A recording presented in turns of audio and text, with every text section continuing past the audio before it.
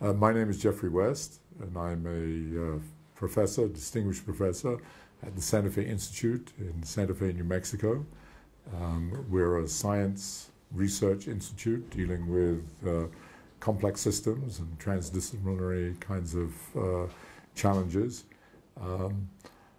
I've been struck in the last few weeks by the extraordinary tragedy that we've all witnessed by the earthquake in Haiti and the loss of possibly 200,000 lives and innumerable injuries, some of which will maim people for life.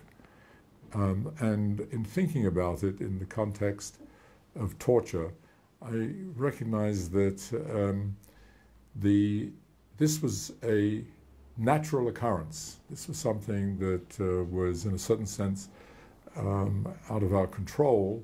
Maybe the scale of it we could have controlled, but the actual occurrence of an earthquake was outside of man's interference.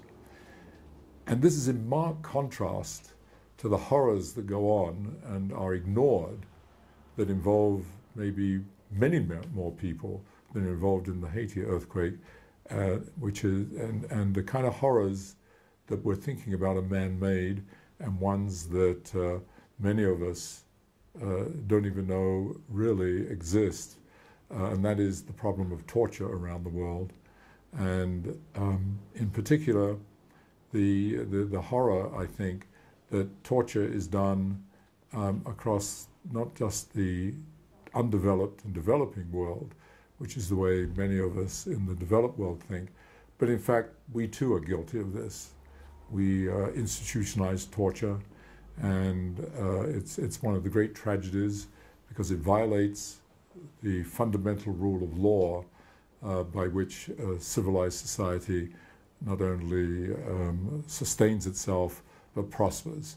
And torture undermines many of our values, and it is certainly one of the big, almost silent horrors of present-day life, given the scale of the problem.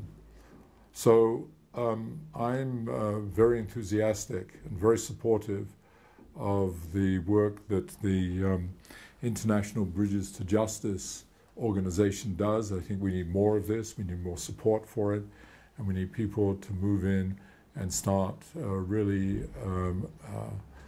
challenging the use of torture in circumstances across the globe, and whether it be in countries that we consider to not have a rule of law, like Somalia, or in countries that we hold up as being the kind of epitome of law-abiding societies in Europe and the United States and so on.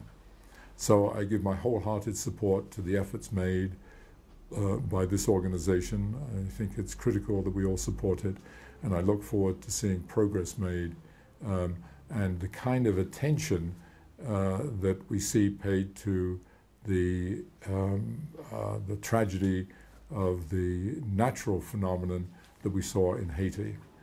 We should have a similar kind of effort made across the globe for these man-made kinds of tragedies and violations.